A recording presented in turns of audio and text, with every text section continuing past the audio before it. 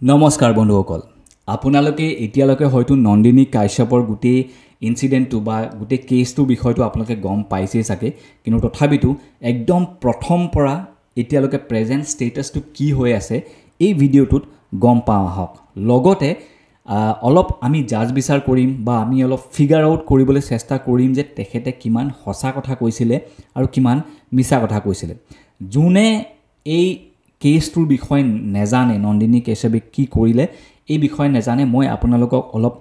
সমুকৈ অলপ সৰুকৈ ব্ৰিফত বুজাই দিছো নন্দিনী কাশ্যপে থিয়েটাৰৰ পৰা জুলাই 25 তাৰিখ এইটো চনৰে অলমোস্ট 11 দিনৰ আগতে তেখেতে নিজৰ থিয়েটাৰ কমপ্লিট কৰি পেলাই ঘৰলৈ ঘূৰি আহি থাকোতে সামিউল হক বুলি ল'ৰা এটাক ৰাস্তাত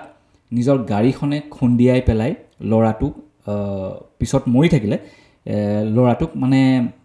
খুন্দিয়াই তেখেতে নিজৰ জেগাত য'ত ল'ৰাটোক হেল্প কৰিব লাগিছিল হেল্প নকৰি পেলাই তেখেতে পলাই গুচি গ'ল তাৰ পিছত কেছ ষ্টাৰ্ট হ'ল এতিয়া তেওঁ পুলিচৰ কাষ্টডিত আছে সো এইটো ব্ৰিফ মই আপোনালোকক ক'লো কিন্তু গোটেই ইনসিডেন্টৰ বিষয়ে মই এতিয়া প্ৰথম পৰা আপোনালোকক কম তাৰ বাবে আপোনালোকে অলপকে মানে আপোনালোকে অডিও ক্লিপ কিছুমান শুনিব লাগিব অডিও ক্লিপটোৰ লগতে মই মাজতে উলাই পেলাই মই মোৰ নিজৰ মই কি ভাবো হেতু কবলৈ চেষ্টা কৰিম আৰু লগতে আপোনালোকে কমেন্ট সেকশনত মোক জনাব যে মই ঠিকে কৈছো নে নাই নহলে আপোনালোকে আপোনাৰ নিজৰ অপিনিয়ন দিব পাৰে বলক অডিও ক্লিপটো শুনো নমস্কাৰ সকলোকে মই নন্দিনী কাশ্যপ আজি দিনটো ধৰি যোৱা কালিও ধৰি যি এটা ভিডিঅ'ই সমগ্ৰ সামাজিক মাধ্যম আৰু লগতে সংবাদ মাধ্যমত চলি আহিছে মোৰ বিৰুদ্ধে যে মই এজন ল'ৰাক 21 বছৰীয়া ল'ৰাক গাড়ীৰে খুন্দিয়াই মই পলায়ন কৰিছো বুলি এইখিনতে মই কওঁ যে মই প্ৰথম কথা এটাই কম যে মই পলায়ন কৰা নাই সো নন্দিনী কাশ্যপ পলাই আছিল বুলি কেনেকৈ ওলাইছিল এই কথাটো অবভিয়াসলি তেখেতৰ এটা ভিডিও ভাইৰেল হৈছিল হেতু আপোনালোকে দেখিব পাব আগত আৰু লগতে বেলেগ মিডিয়া চেনেলছে এটো উলিয়াই দিছিলে যে তেখেতে পলাই আছিল বুলি কিন্তু হসাকে পলাই আছিল নে নাই তেখেতে কি কৈছে যে তেখেতে পলাই থকা নাছিলে মই আপোনাক এই অডিও থ্ৰু দি তেখেতৰ অডিও থ্ৰু দিয়ে মই আপোনালোকক প্ৰুভ কৰি দিম যে তেখেত পলাই আছিল আগলৈ শুনোৱা হওক কাৰণ সেইদিনাখন ৰাতি কমেও 1টামান বজাত মই মোৰ থিয়েটাৰৰ কেম্পৰ পৰা ঘৰলৈ গৈ আছিলোঁ ঘৰলৈ বুলি যোৱাৰ পিছত মোৰ ঘৰ যিহেতু বামুণী মৈদামত মোৰ দুটা বাট আছে হয়তো জালুকবাৰী মালিগাঁও হৈ মই যাব পাৰোঁ নতুবা মই হাইৱে হৈ লালগণেশ বা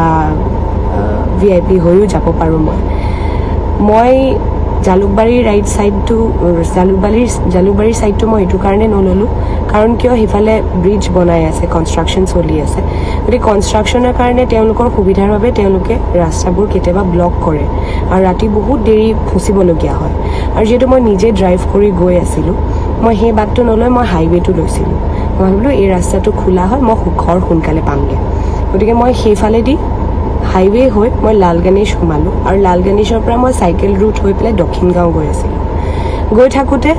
চাইকেল ৰুট পাৰ হৈয়ে যেতিয়া মই দক্ষিণ গাঁৱৰ ফালে মই টাৰ্ণ ল'লোঁ মোৰ সন্মুখত এখন ট্ৰাক আছিলে আৰু ট্ৰাকখন বেছ ডাঙৰ ট্ৰাক আছিলে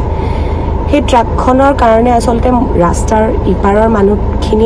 মানুহ যোন আছে যদি কোনোবা আছে তেওঁলোকে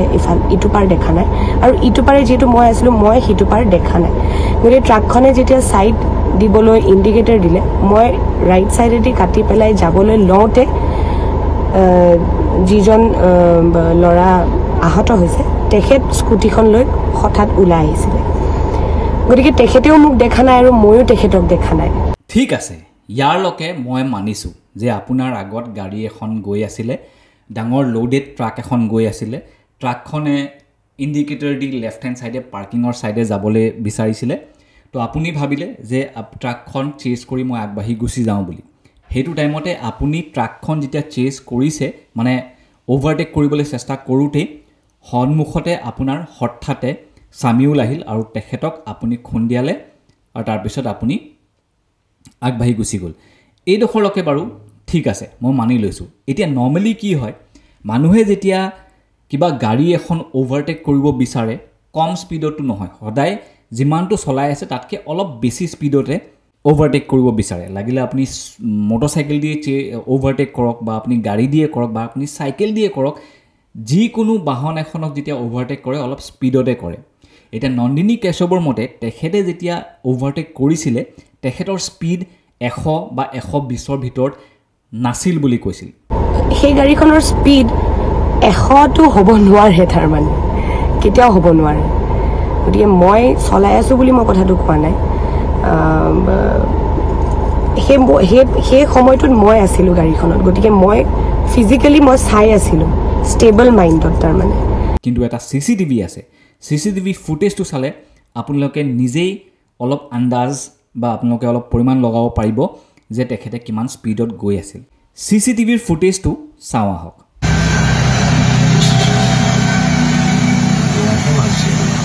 ৰং চাইডত আছে ন বন্ধুসকল এতিয়া আপোনালোকে কওক তেওঁ কিমান স্পীডত চলাই আছিল মই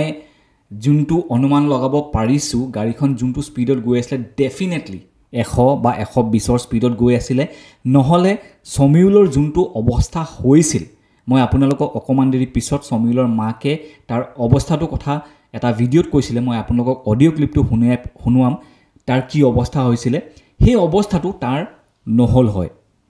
সো তেখেতে 100 বা 120ৰ স্পীডত আৰামছে চলাইছে আগলৈ শুনোৱা হওক পুলিচে ইনভেষ্টিগেশ্যন কৰাৰ মতে এইটো এটা প্ৰকৃত এক্সিডেণ্ট আৰু এক্সিডেণ্ট কেতিয়াও কোনেও জানি বুজি নকৰে কেতিয়াও নকৰে না মই তেখেতক চিনি পাওঁ না তেখেতে মোক চিনি পায় সেই ৰাতি তেতিয়া বাজিছিলে কমেও 2-3টা বজাত মোৰ কোনো উদ্দেশ্য নাছিল যে আজি মই সেই এক্সিডেণ্টটো কৰি যাম আৰু মই পলাম শুনিলেনে কি ক'লে তেখেতে কৈছে যে মোৰ কোনো উদ্দেশ্য নাছিল যে মই সেই এক্সিডেণ্টটো কৰিম আৰু পলাম বুলি কৈছে সব এক্সিডেণ্টটো বাৰু হৈ গৈছে কোনো মানুহে উজ্জাসী এক্সিডেণ্ট কৰিব নিবিচাৰে এক্সিডেণ্টটো হৈ গ'ল কিন্তু এক্সিডেণ্টটো কৰি পেলাই আপুনি নিজেই কৈছে মোৰ কোনো উদ্দেশ্য নাছিল যে মই এক্সিডেণ্টটো কৰিম আৰু পলাম মানে আপুনি পলাইছিলে ইয়াতেই ক্লিয়াৰলি আপুনি নিজৰ কথাতেই কৈ দিছে যে আপুনি পলাইছিলে বুলি সো মই এইকাৰণে আপোনালোকক কৈ আছিলোঁ যে মই প্ৰুফ কৰি দিম তেখেতৰ নিজৰ কথাৰ থ্ৰু দিয়ে যে তেখেতে পলাইছিলে সো প্ৰথম পইণ্টটোত আছিলে তেখেতে 100 পৰা 120ৰ স্পীডত চলাইছিলে নাই হেতু অলৰেডি গ্ৰীণ টিক হৈ গ'ল তেখেতে চলাইছিলে 2 নম্বৰ পইণ্ট এটো আছিলে যে তেখেতে পলাইছিলে নাই তেখেতে পলাইছিলে তেখেতে নিজেই ক'লে এটোটো গ্ৰীণ টিক হৈ গ'ল আগলৈ শুনোৱা হওক হেতু হোৱাৰ পিছত মোৰ গাড়ীখনৰ পিকআপটো কমি গৈছিলে সেই এক্সিডেণ্টটো হোৱাৰ পিছত মোৰ গাড়ীখনৰ পিকআপ কমি গৈছে মোৰ গাড়ী পিছফালে যেটো আৰু গাড়ী আছিলে মই গাড়ীখন সাইডত নি ৰখাইছো তাত ৰৈছো মই সেই ৰোৱা সময়খিনিত কিন্তু তাত ট্ৰাকৰ ড্ৰাইভাৰ গিটাৰ বাহিৰে বা এজন দুজন লৰা তাত কোনো বেলেগ মাইকী মানুহ বা কোনো নাছিলে লৰা আছিলে মই যেটো অলপমান হলেও মই ভয় খাইছো মই গাড়ীতে বহি মই ব্ৰেক মিৰৰ ভিউৰ পৰা মই চাই আছো তেখেতক ধৰিছে তাৰ পিছত মই আৰক্ষী বিষয়াক ফোন কৰিছো পুলিচ থানাত মই ফোন কৰিছো আৰু মই জনাইছো তেওঁলোকক যে এনেকে তেনেকে হৈছে গতিকে মই যদি পলালো হেতেন হয়তো মই আৰক্ষীক নিজে মই ফোন নকৰিলো হয় গোল কথা গোল দুজন লৰাই মোৰ পিছা কৰিছে বুলি মই গম নাপাওঁ তেওঁলোকে পিছে আহি মোক খেদি ভিডিঅ' কৰিছে ভিডিঅ' কৰি যে মানে মোৰ এনেকুৱা ফিল হৈছে যে যদি মই লৰা হলেতেন হয়তো তেওঁলোকে মোক তাত মাৰিবলৈ খেদি অহা নিচিনাকৈ আহিছে মোক তাৰমানে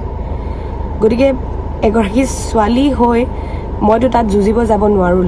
লৰাখিনিৰ মাজত আৰু কোনো ধৰণৰ এইটো যুক্তিসংগত কথাও নহয় যে এজনী ছোৱালীয়ে তেনেকৈ ৰাতি মানে নামি যাব বা লৰাগিটাৰ মাজত যাব গতিকে মই নগৈ মই ঘৰলৈ গুচি আহিলোঁ সো এক্সিডেণ্টটো হোৱাৰ পাছত তেখেতে গাড়ীখন অকমান আগত গৈ পাৰ্ক কৰিছে য'ত সামিউলৰ বডিটো পৰি আছিল তাতকে অকমান আগত গৈ পাৰ্ক কৰিছে আৰু তেখেতে ৰেয়াৰ ভিউ মিৰৰত চাই আছে যে পিছফালে কি হৈ আছে তেখেতে দেখিছে যে তাতে দুটা মান ট্ৰাক ড্ৰাইভাৰ দেখিছে আৰু দুটামান মানুহে দৌৰি আহি পেলাই সামিউলৰ বডিটো অলপ উঠাইছে মেলিছে হেবিলাক কৰিবলৈ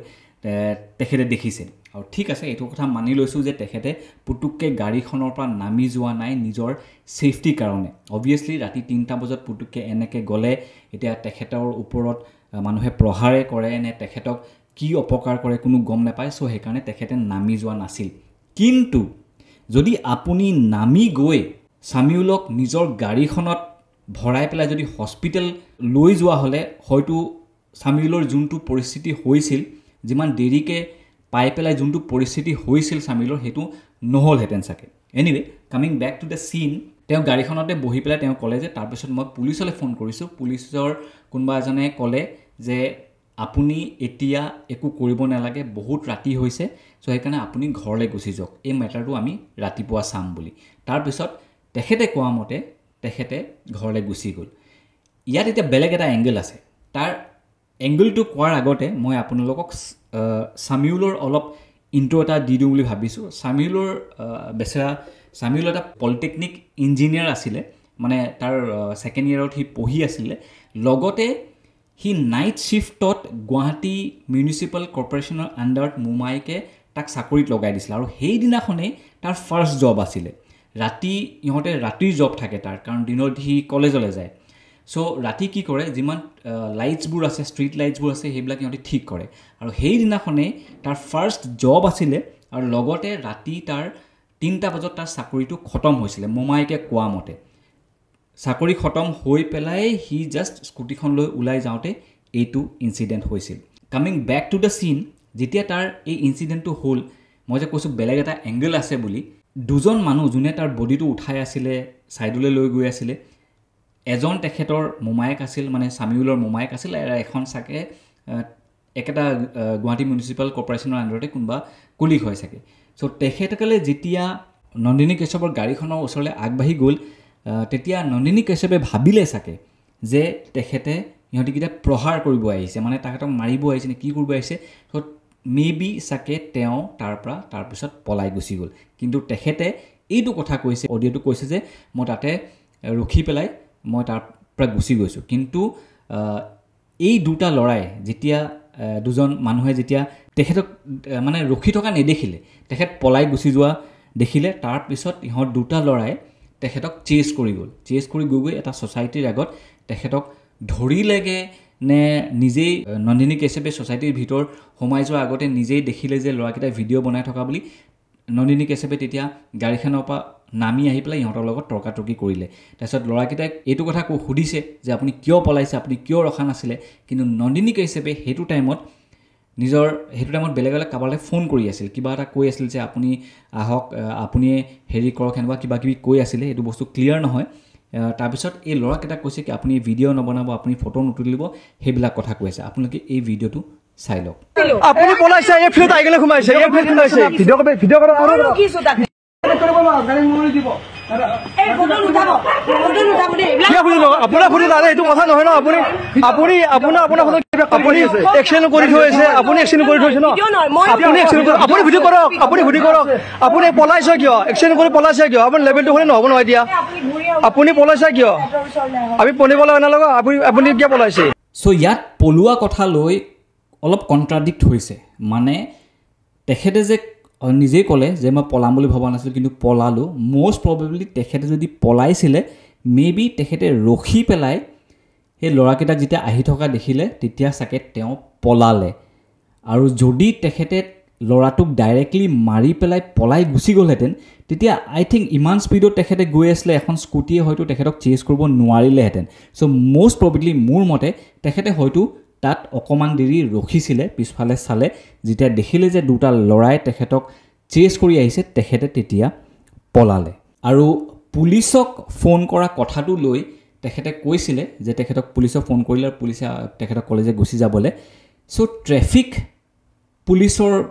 মতে এটা মই ভিডিঅ' চাইছোঁ আপোনালোকে এই ভিডিঅ'টো নিজেই শুনি লওক এটা কথা ওলাইছে নন্দিনী কাশ্যপে তেওঁ কৈছে যে তেওঁ আৰক্ষীয়ে নিশা থানালৈ আহিবলৈ মানা কৰিছিলে সেইবাবে তেওঁ অহা নাছিলে এটা দুৰ্ঘটনা সংঘটিত হোৱাৰ পিছত তেওঁ নিশ্চয় মেডিকেল চেকআপ কৰাটো জৰুৰী আছিলে সব এই সংক্ৰান্তে এটা মই ক্লিয়াৰেন্স দিছোঁ আপোনালোকক বিং এ DCP traffic police commissionerate Guwahati এক্সিডেণ্টৰ সংক্ৰান্তে ৰাতি আমি কোনো ধৰণৰ গুৱাহাটী ট্ৰেফিক পুলিচে কোনো ধৰণৰ খবৰ পোৱা নাছিল নন্দিনী কাশ্যপে নিজে জনোৱা বুলি মই কোৱা কথাটো মই কৈছোঁ অন কেমেৰা কৈছোঁ যে গুৱাহাটী ট্ৰেফিক পুলিচে ৰাতি নিশাৰ লগত কোনো ধৰণৰ আমি ইনফৰমেশ্যন পোৱা নাছিল চ' ইয়াত ট্ৰেফিক পুলিচে নিজেই কৈছে যে তেখেতসকলৰ ওচৰত সেই ৰাতি কোনো ফোন কল অহা নাছিল ট্ৰেফিক পুলিচৰ ওচৰলৈ বাই চান্স নাযাবও পাৰে কিন্তু তেখেতে চাগে ইজন নৰ্মেল আমাৰ আৰক্ষীক ফোন কৰিলে চাগে কিংবা তেখেতৰ পাৰ্চনেল চিনাকি আছিলে চাগে কাৰণ সেই ভিডিঅ'টো যদি আপোনালোকে দেখিছে মেবি চাগে তেখেতে কোনোবা পুলিচকে ফোন কৰি আছিল চ' তেখেতে পুলিচক ফোন কৰিছে চাগে কিন্তু এই কথাটো মানে সেইটোৱে মানে একজেক্টলি ইয়াত ট্ৰেফিক পুলিচে বেলেগ এটা কথা কৈছে আৰু ইপিনে তেখেতে কাক ফোন কৰিছিলে সেইটো কথা আজিলৈকে নোলালে কাৰণ তেখেতৰ কল লিষ্টটো চেক কৰা নাই এবাৰ ডাইল লিষ্ট যি আছে যদি চেক কৰা হ'লে গম পোৱা হ'লহেঁতেন গুচি অহাৰ পিছত নেক্সট ডে কিন্তু ৰাতিপুৱাই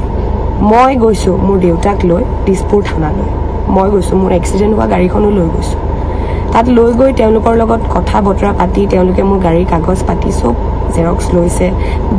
যি ফৰ্মেলিটিজ আছে চব কৰিছে তেওঁলোকে মোৰ গাড়ী চাইছে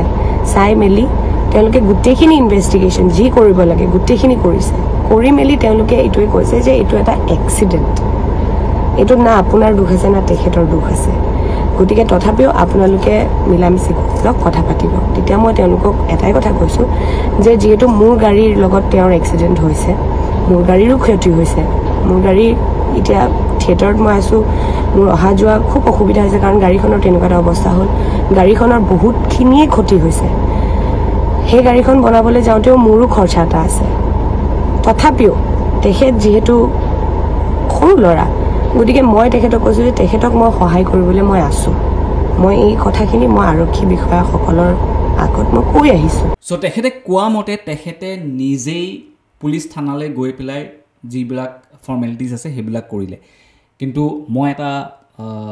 গুৱাহাটী ট্ৰেফিক পুলিচৰ এটা ভিডিঅ' চাইছিলোঁ তাত পুলিচজনে কয় যে তেখেতক মতা হৈছে সেইকাৰণেহে তেখেতে আহিছে অবভিয়াছলি তেখেতক বাৰু আগদিনাখনেই কৈ দিছিলে যদি একচুৱেলি যদি তেখেতে কথা পাতিছে আগদিনাখনেই কৈ দিছিলে যে আপুনি নেক্সট দিনাখন পুলিচ ষ্টেচন আহিব বুলি তো অবভিয়াছলি তেখেতক মতাৰ কাৰণে তেখেতে পুলিচ ষ্টেচন গৈছিলে নিজৰ বাপেকক লৈ পেলাই গৈছিলে তাৰপিছত গাড়ীখন এদিনতে এক্সিডেণ্ট হোৱা গাড়ীখনৰ আপুনি যদি অৱস্থাটো চাই আগৰ বনেটটো সোমাই গৈছে তলৰ ভিতৰৰ গাৰ্ডটো সোমাই গৈছে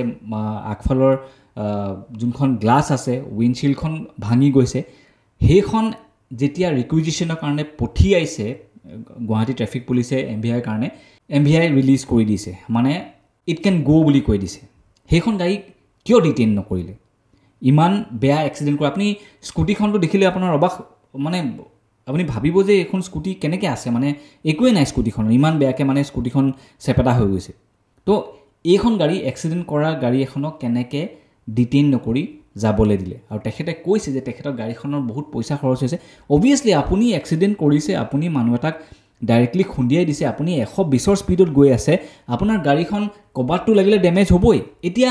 এটা কথা কওক এই ল'ৰাটোতো আজি ঢুকাই থাকিলে সামিউল ঢুকাই থাকিলে আজি তাৰ জেগাত বাই চান্স যদি বেলেগ ট্ৰাক এখন অপজিশ্যন ছাইডেদি আহি থকা হ'লে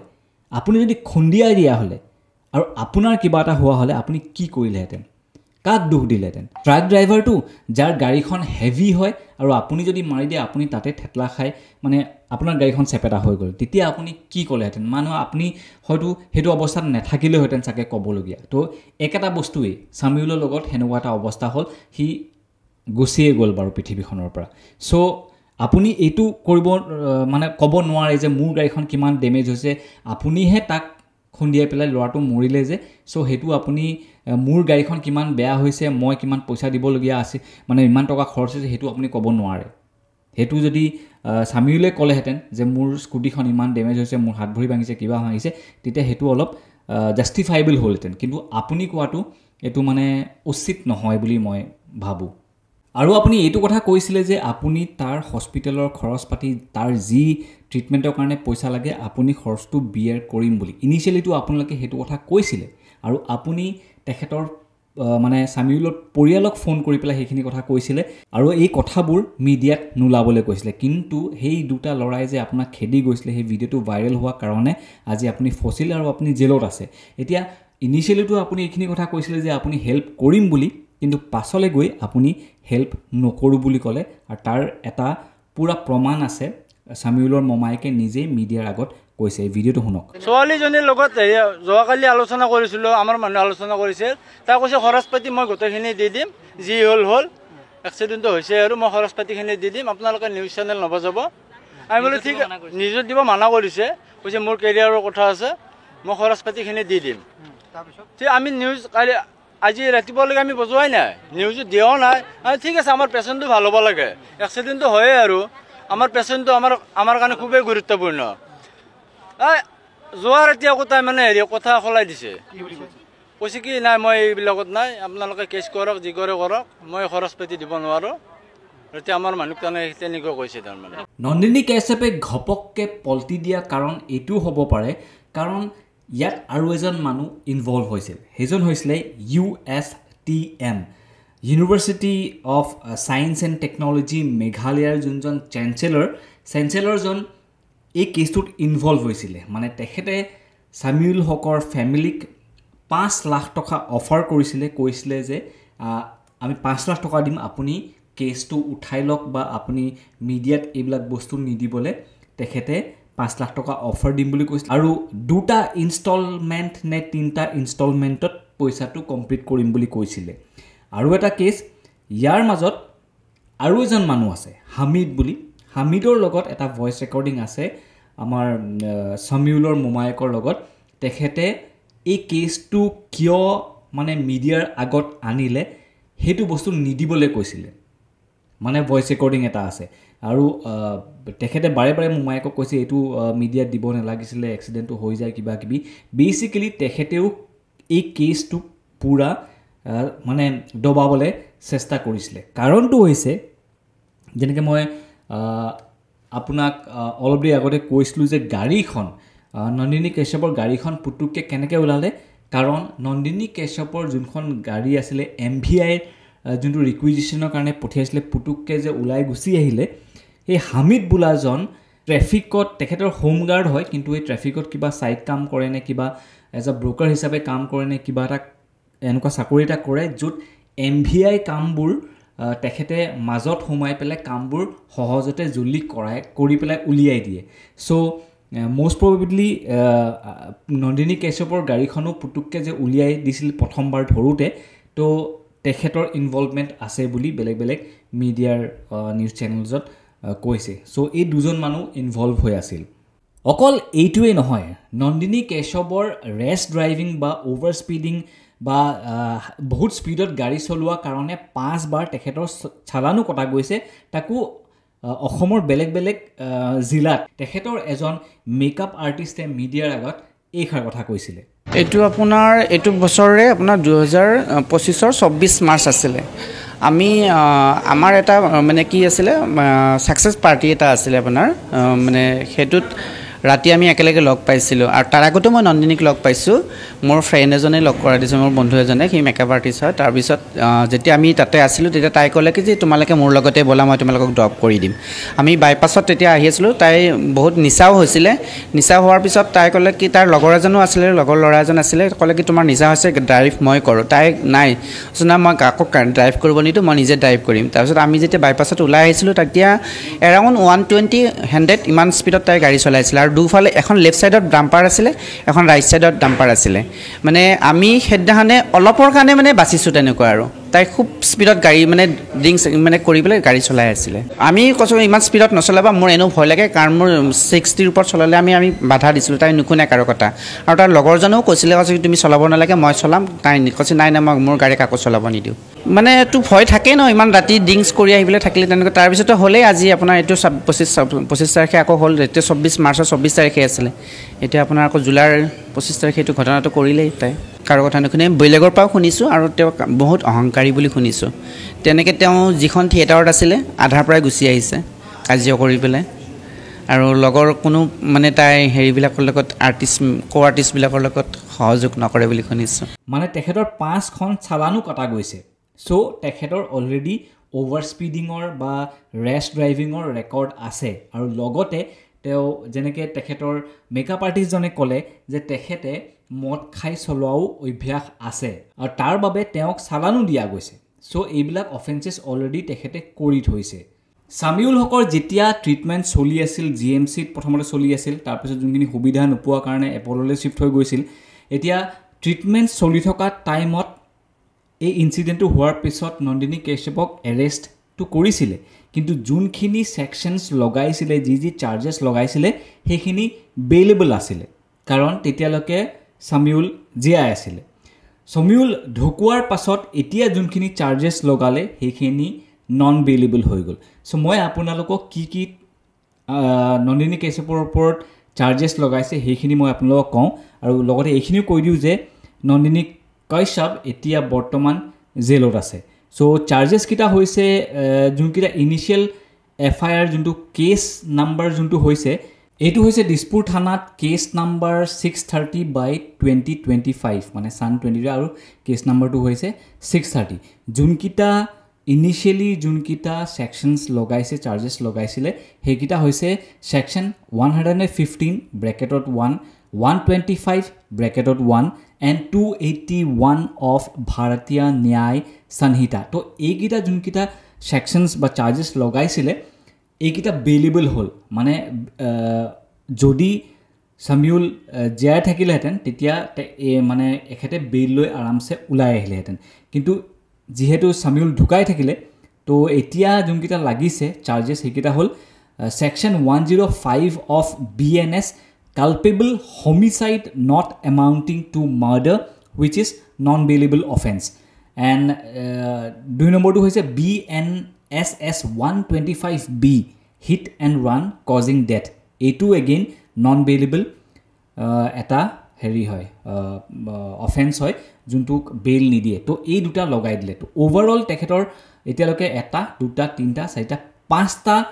বেলেগ চাৰ্জেছ লগোৱা হৈছে তেখেতৰ ওপৰত কিন্তু মই আপোনালোকক ইয়াত এটা কথা ক'ব বিচাৰিম যে যিমানখিনি চাৰ্জেছ লাগিছে আৰু যোনটো ক্ৰাইম বুলি নকওঁ যোনটো আনইনটেনচনেলি যোনটো নন্দিনী কাশ্যপৰ পৰা এক্সিডেণ্টটো হ'ল তাৰপিছত তেখেতে পলালে তাৰপিছত কাবাৰ হেল্প ল'ব বিচাৰিছিলে কেছটো দবাবলৈ কিবা কৰিবলৈ চ' যিমানবোৰ চাৰ্জেছ লাগিব যদি এটো ইনটেনশনাল নহয় ম্যাক্সিমাম তেও 2 বছৰ জেলত থাকিব পাৰে আৰু